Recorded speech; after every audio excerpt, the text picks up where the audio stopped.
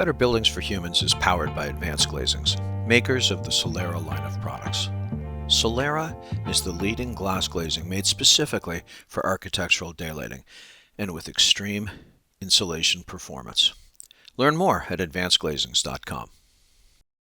Hello and welcome to this week's episode of Better Buildings for Humans. I'm your host, Joe Menchefski, and this is the podcast where we take a look at the impact that the built environment has on our health, our wellness, our productivity, our general joy of being alive. And of course, we always talk about sustainability as well. Today, we have a very special guest. We have the very first guest on the very first episode of the podcast back on the show. His name is Michael Kent. He's at the University of Singapore, and Michael completely opened my eyes in our very first episode to the amazing work that's happening in the world of building science. And it kind of inspired this entire podcast. So I saw that Michael did a paper recently on view clarity, which is what we're going to talk about today. And I just had to have him back on the show. Michael, welcome back. It's great to see you again.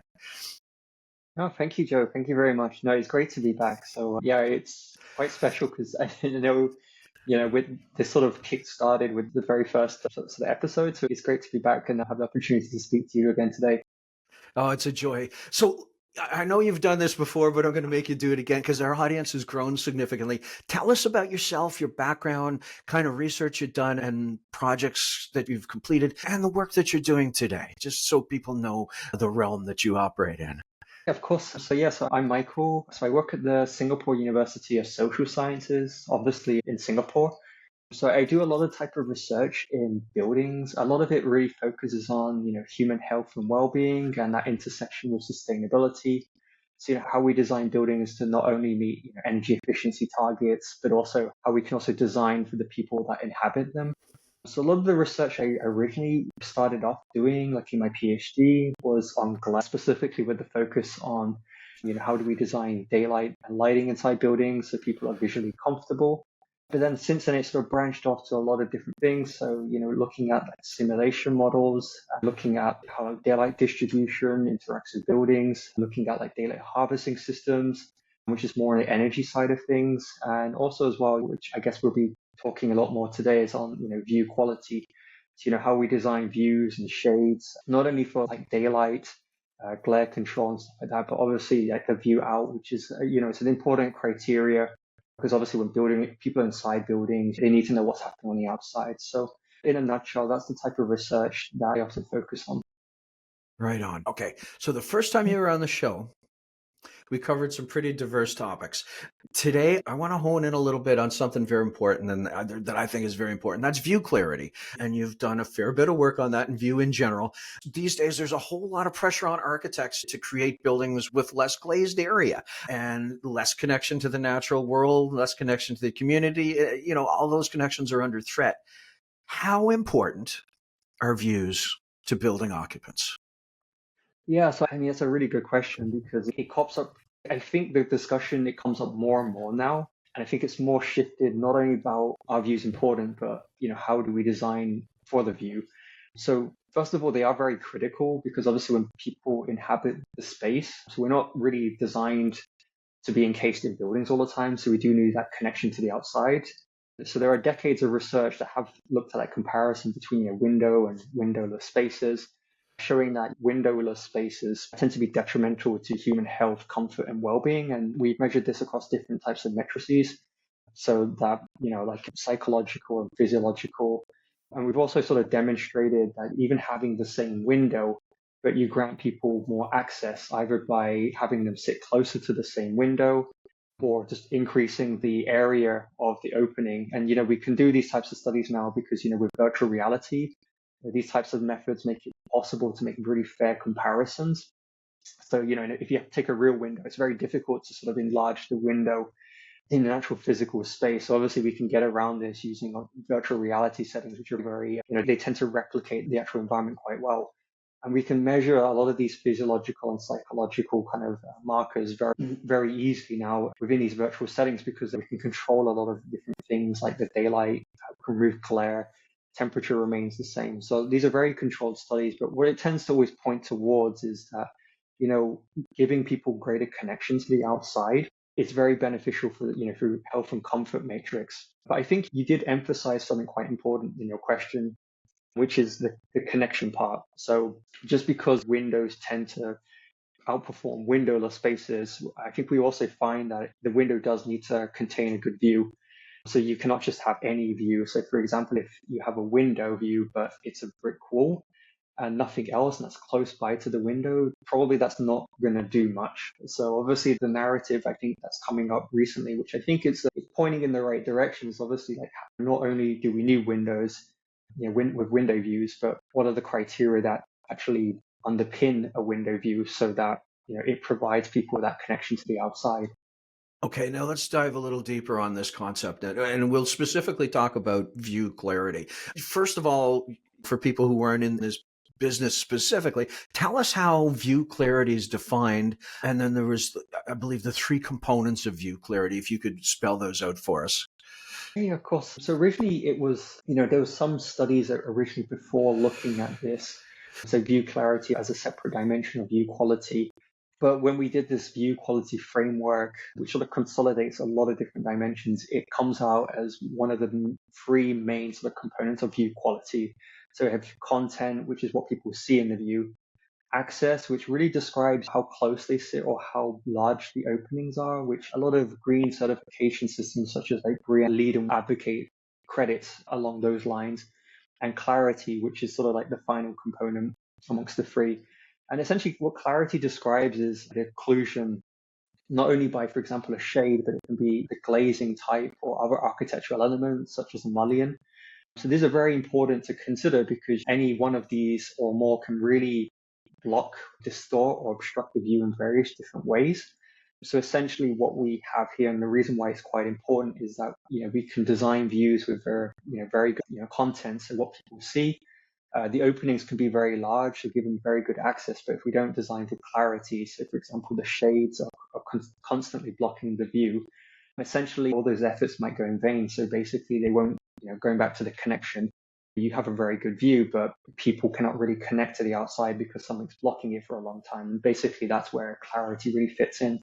But because it's quite a large concept, so how we go about designing it, we did distill it into different components. So there are three. So the first component would obviously be the obstructions. So it really describes the types of shades. These are the usual types of shades that you might expect, like fabric shades, external louvers, also glazing products such as films or chromatic glazing.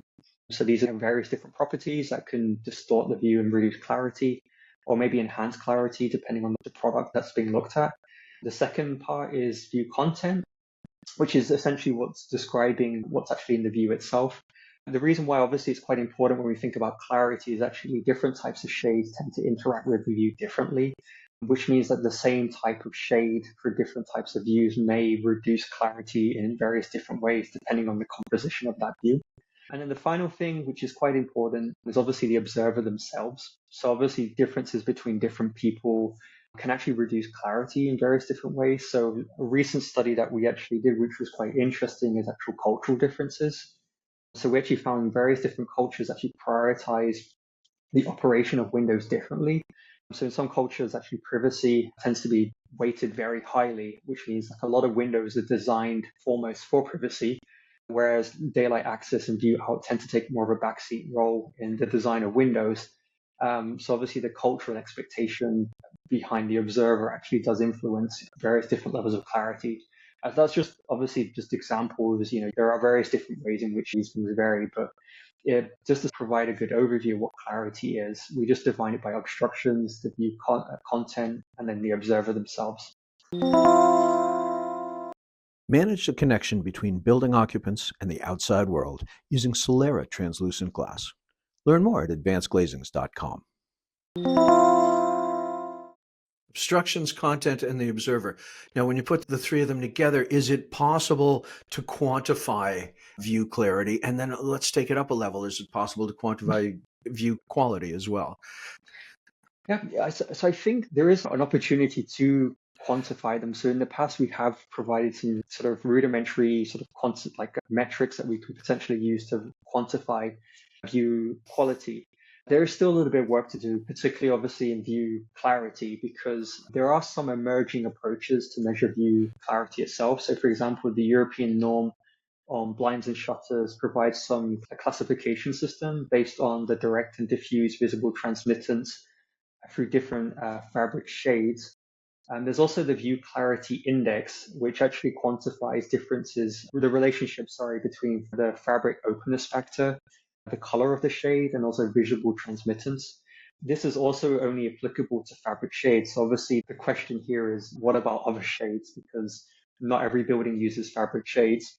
So then obviously if we want to compare different types of shades for different applications, different types of views, and try to find a standardized way of comparing which one potentially would perform better in terms of view clarity, we're not quite able to do that just yet. So there are other types of shades, like such as louvers and chromatic glass, for example, where we're not able to really compare them fairly against, So obviously that's a bit of a gap right there in terms of where the research is at, in terms of when we're trying to really understand view clarity.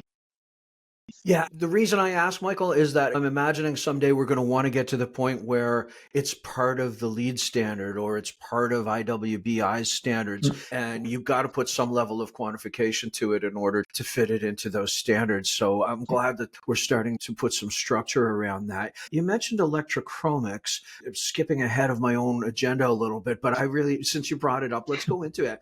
In your paper, it mentioned electrochromics can impact color visual acuity. Can you define color visual acuity and tell us why it's important to the viewer? Yeah, so it's a good point. So visual acuity is a really important part in understanding clarity. So essentially what happens with view clarity for electrochromic glass is that it's different from fabric shades. Since fabric shades, really what happens is there's like perforations in the fabric, which is essentially the openness factor. So these little holes, which mean daylight is transmitted through the fabric, which also carries the view with it, which allows us to see the view out. And obviously with chromatic glass, electrochromic glass, for example, it's different because it doesn't have these little holes. Essentially what's happening is that it reduces the transmittance rate through the glass itself by changing to a tint state. And essentially what this helps do is it reduces the overall contrast in the window if there's like a glare source such as the sun. And because the contrast is reduced, essentially what should happen is that the clarity increases. So obviously this is similar probably to like how sunglasses work or a motorbike visor is that, if there's a glare source, you want to decrease contrast and increase the clarity. So people can basically, that's what it is. But obviously when you're reducing the transmittance rate, it's not sort of equal across all parts of the visible spectrum, which is what daylight is. Right. And depending on when it tints and how it sort of absorbs different parts of that spectrum, it will change the color characteristics.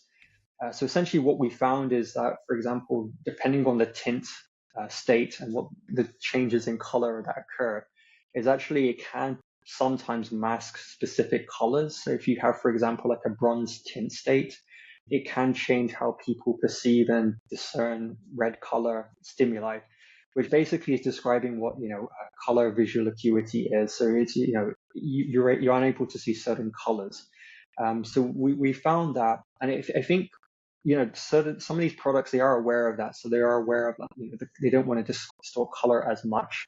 So obviously when they tint, it doesn't produce these types of these effects. So you're trying to keep the natural state of color as close as possible. But obviously you can see that this is a different dimension of view clarity, because it's obviously describing color, not necessarily contrast on its own, which is basically through the visual acuity system that doesn't entail any colored component. I worry about electrochromics. I've had several guests and I've read a lot lately about the problems, like real physical health problems associated with taking reds and near IR out of the transmittance spectrum. And of course, the 480 nanometer, the magic sleep frequency as well. So every time we alter the spectral transmittance, we put ourselves in a little bit of jeopardy. So I was just curious about that. I have to go back to another really interesting definition in your paper, spatial frequency, something else I'd never heard of before. Can you give us an example or two or whatever, explain a high versus low spatial frequency for us? Because it's just fascinating. Yeah, it's of course. So spatial frequency is quite interesting. So we actually came across this when we're trying to describe view content. So spatial frequency is commonly used in the visual sciences to describe vision. So basically, we're just leveraging it here to describe view content. So basically, what happens with our eyes and vision is that they detect subtle changes in brightness across particular surfaces.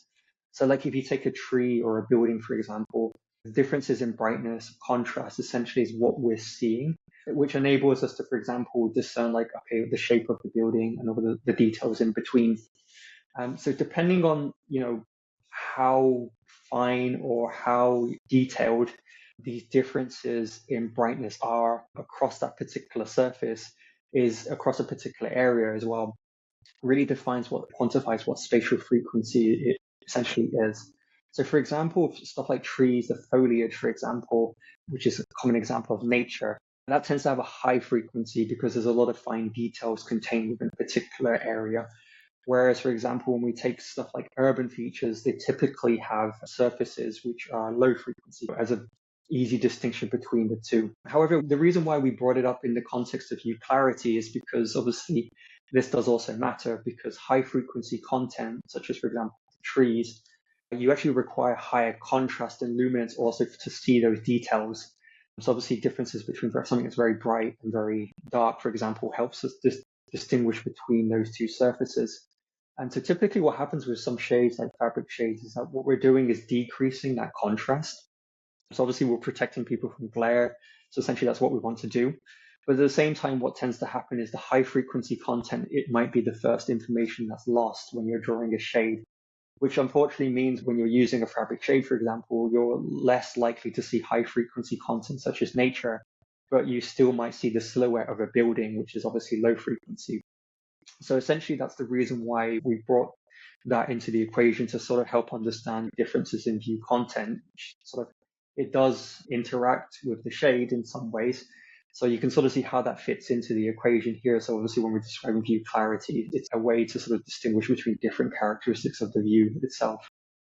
So, is it fair to say that if you decrease spatial frequency, you're also decreasing view quality?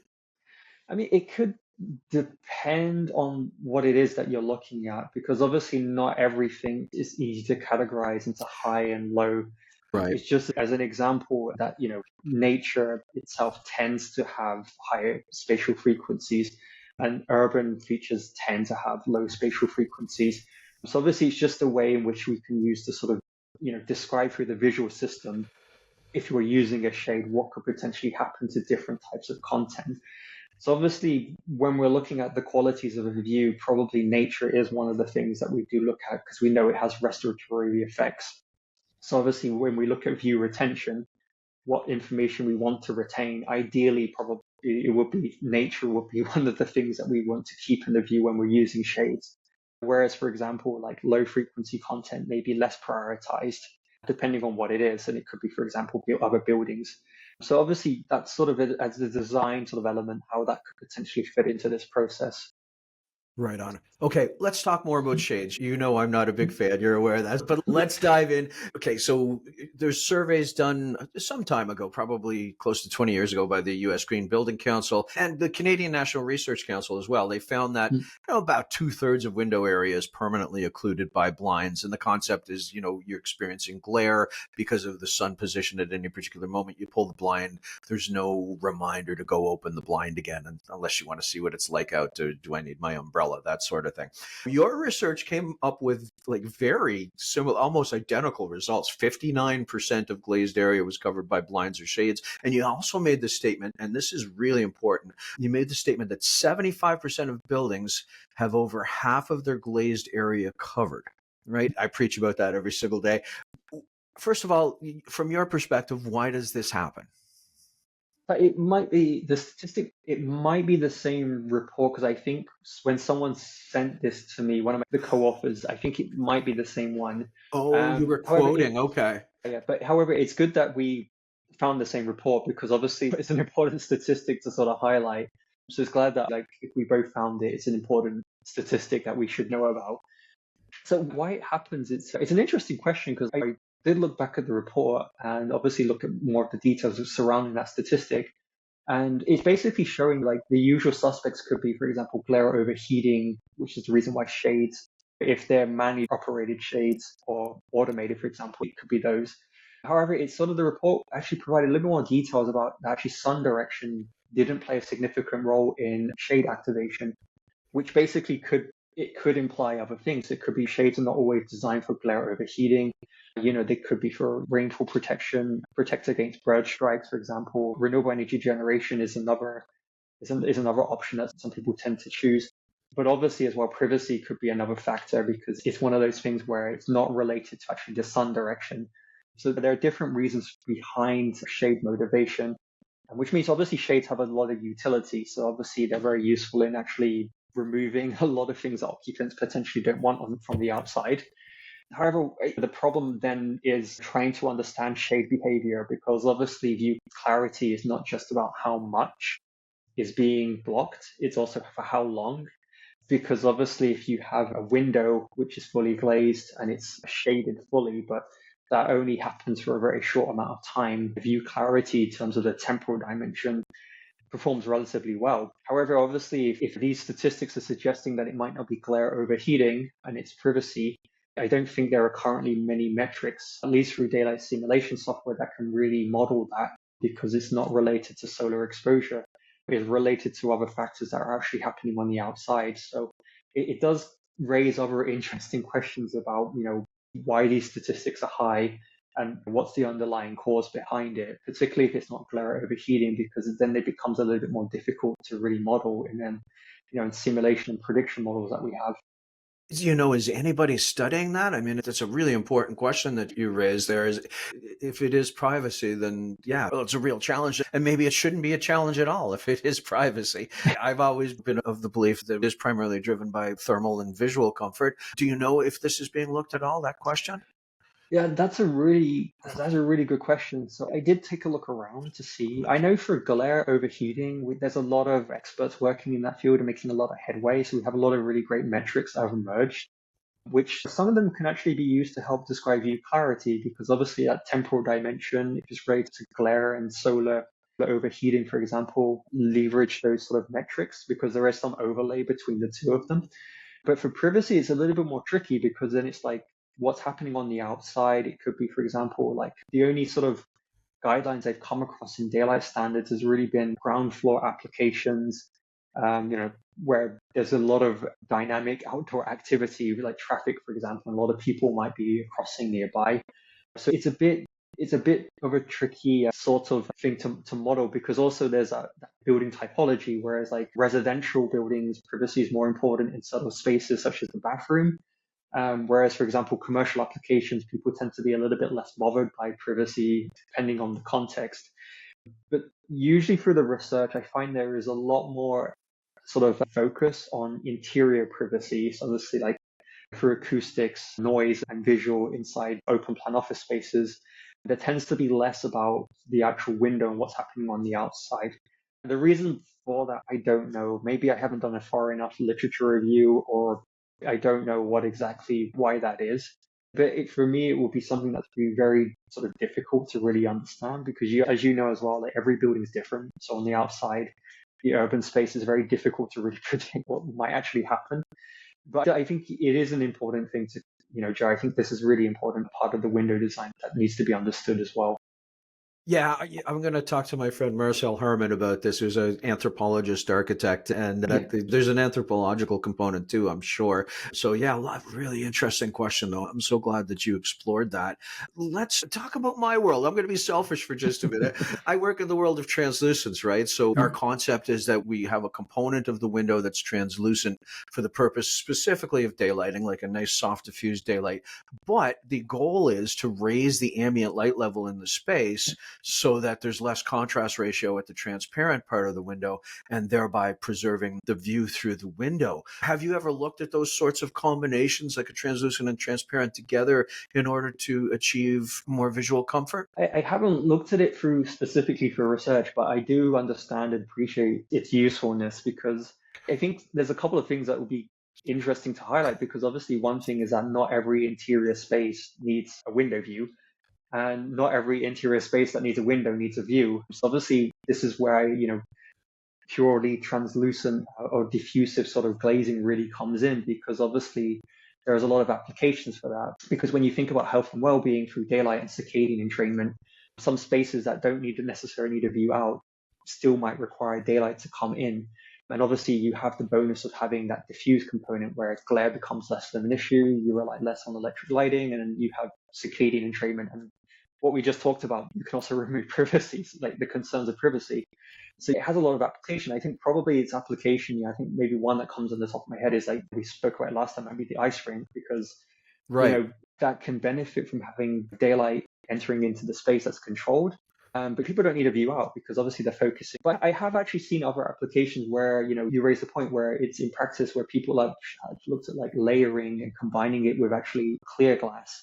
So I saw a couple of examples. I don't recall exactly where it was, but it was really well designed where the clerestory space and where the lower sash would be, for example, the designer has put the translucent glass there, and obviously in the center portion of the window. So this is floor to ceiling glazing, and the center part is clearly a clear glass. And obviously the motivation behind it was very apparent when I saw that, is that they wanted to retain the view out.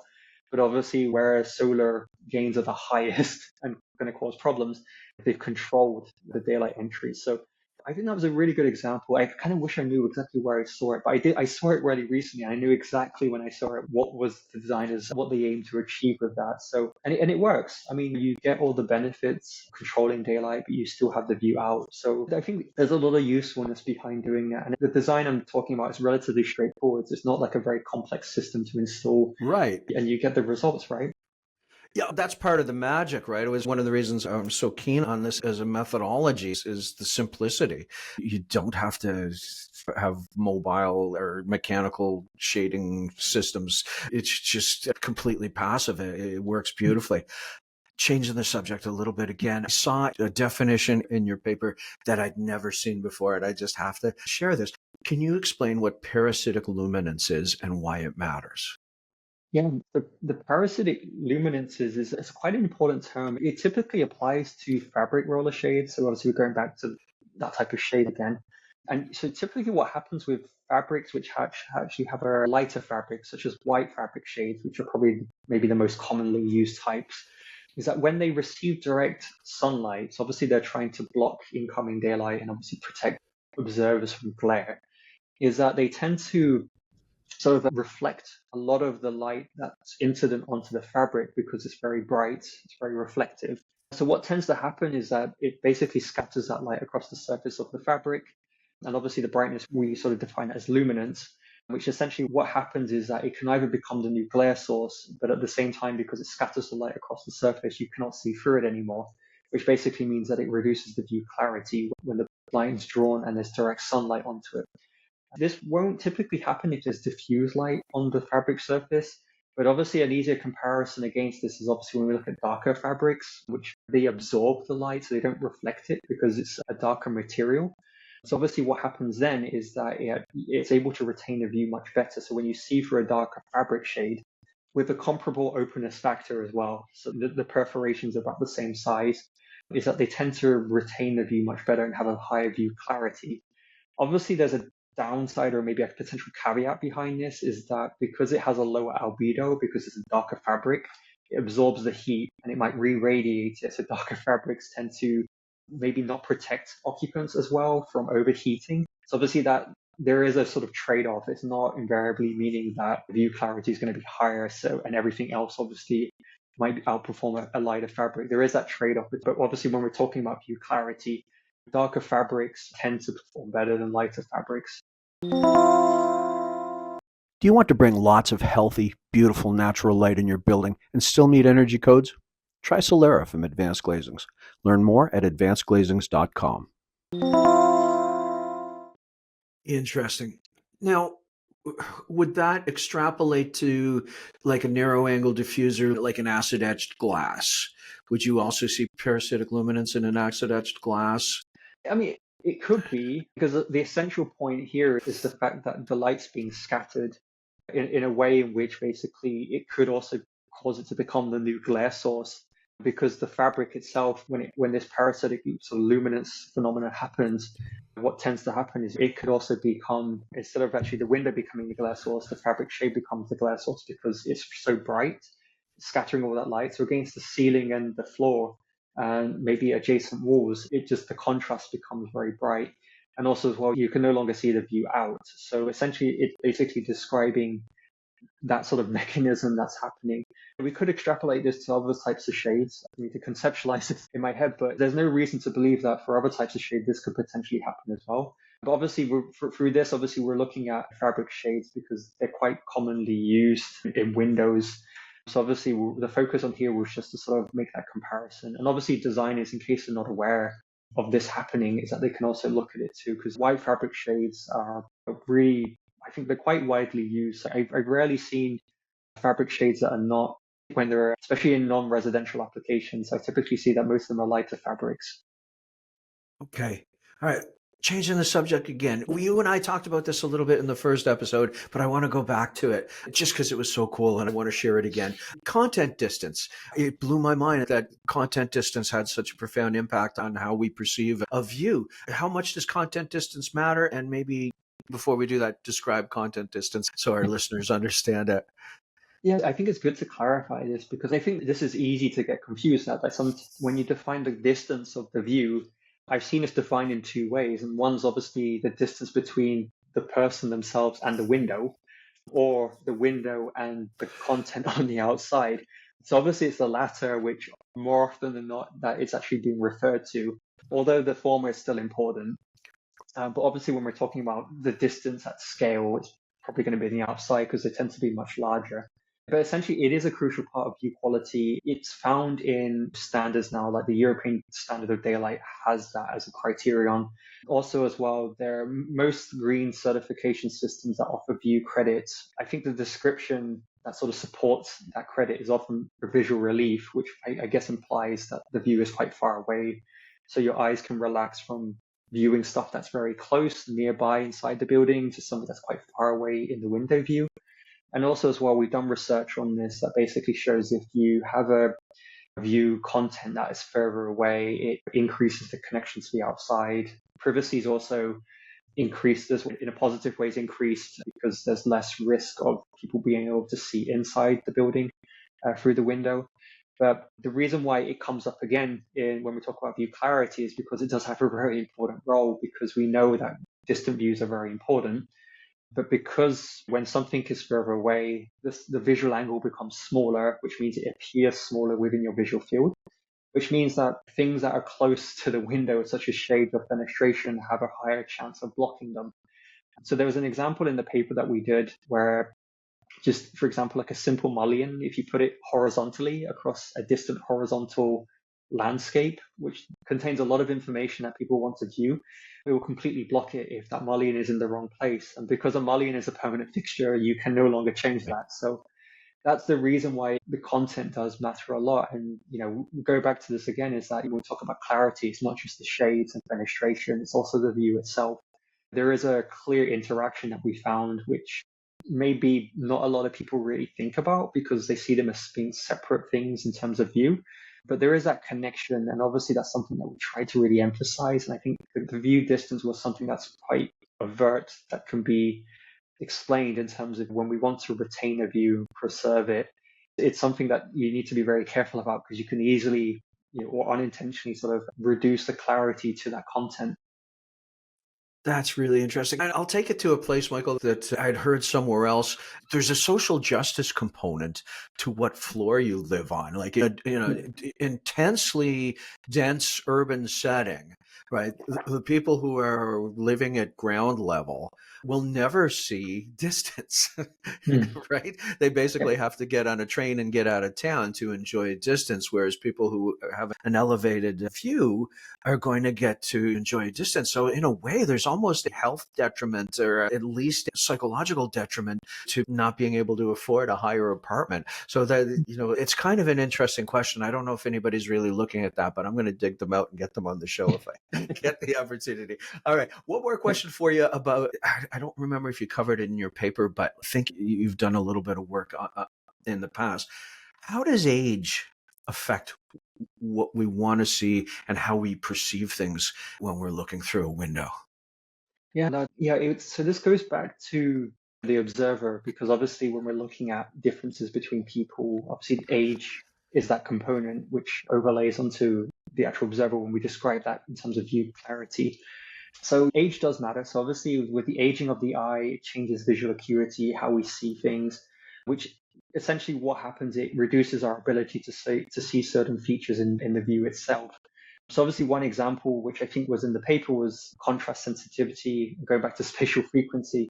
So sensitivity to contrast, so essentially seeing differences in brightness, I think it peaks around 20 years of age. So that's when the maximum threshold sort of occurs. And then from then onwards, it just decreases with age. And so basically what happens is our sensitivity to certain frequencies, so it's actually high frequency content, so maybe like let's go back to the example of trees, will basically be the first that maybe will go with aging of the eye. So it reduces our ability to see high frequency content the older you get, which obviously really means that elderly observers may not be able to distinguish those details in the window view. And when we start to include things like shading, obviously it reduces things even further. So obviously aging has a really crucial part in the way in which we design also for view clarity. There's a lot of also work in lighting particularly as well, like that goes like with glare, sensitivity to glare with age and aging of the eye in terms of circadian entrainment. But obviously as well, like it's sort of nice, I mean, that we can also shine an important spotlight on this too, because obviously when we want to design buildings, we want to design for all populations. So obviously as well, I think it's an important thing to highlight because obviously the view is very important. So as the aging of the eye occurs, we want to know how do we cater for different populations, particularly when they need more view out. So how do we do that? And so view clarity, we can really maybe inform design decisions around that. So we can obviously provide what's best for that particular population group. Brilliant. And given my aging, I'm really glad that somebody is studying this now. Maybe just in time for me. Ask the question again. I have $1 million question that I ask at every show. And I asked you in the first episode, I believe, but let's do it again. Let's see if it's changed at all. What makes a great building, Michael? Yeah, so I think I remember this. I think what I said at the beginning was maybe balance, I think, if memory serves me correctly, because I think it is difficult to sort of discern what makes a great building because all buildings are different. So what I want to say sustainability and health are obviously things that make a great building, but I think there are other important dimensions that really determine the success of a building. But I think obviously with view clarity, this whole idea of balance really fits into that equation because when we design even for a window view, clarity is really just one aspect of it that goes against other important aspects that we do need to design for. So we can't design windows for high view clarity if it's going to go at the expense of, for example, increasing glare or heat gains, which drive up the cooling loads. So, for example, we do need to get that better sense of clarity. It's like, okay, if I want to design for view clarity, how do I do that? But don't cause any negative repercussions on anything else in terms of the building performance, either to the people that inhabit them or your energy and sustainability. So I think that's probably my take on it is that, great buildings, they do need to have a balance between all these components. Like, I guess optimization really falls perhaps within that category in terms of how do we make the most out of all the resources to get the best out of the building and the people that inhabit them. But yeah, I wouldn't necessarily say like if there's other things that go beyond that too. Yeah, I wouldn't really doubt that. Michael, you have a unique ability to recognize complexity in what a lot of people would see as a simple situation. You recognize the complexity, you wrestle with it, and then you're able to make it simple so that we understand. It's a marvelous skill set. And the reason I love having you on the show is wonderful. Before you go, is there any exciting news, any research that you're heading towards that you'd like to share with us? So I guess probably for anybody that's interested in obviously what we did today, the paper, it came out end of last year. There's a freely downloadable version of that too. So in case anybody's interested in reading more, just in case I missed something or didn't do the best way and they're curious about knowing more, then they can download that. So that's Where available. can they download it, Michael, so they can So find it the, easily? the journal version is on the journal Lighting Research and Technology, which is the journal of SIBSE in SLL, the Society of Light and Lighting, which I think comes under SIBSE in the UK. But they publish research from all over the world. It's just based there. And there's also a free version available through eScholarship, which I can make a link available. It's not an issue. So in case they're Perfect. curious, yeah, I can send it. that's not an issue. And happy to follow up any questions that they Perfect. may have, because it's meant to be design orientated with scientific overlay from various different scientific domains. But we wanted people to use this and see how they can integrate view clarity into their designs. So the paper is there to serve that purpose. Wonderful. Thank you so much, Michael. It was great speaking with you again. And the next time you have some exciting research, please let me know, because I would love to have you back on the show again. Thank you. Thank you. Thank you very much, Joe. Appreciate the opportunity. All right. Take care. Likewise. We hope you enjoyed this episode of Better Buildings for Humans. For more information on the world's best light diffusing and highly insulating glass glazing, please visit advancedglazings.com.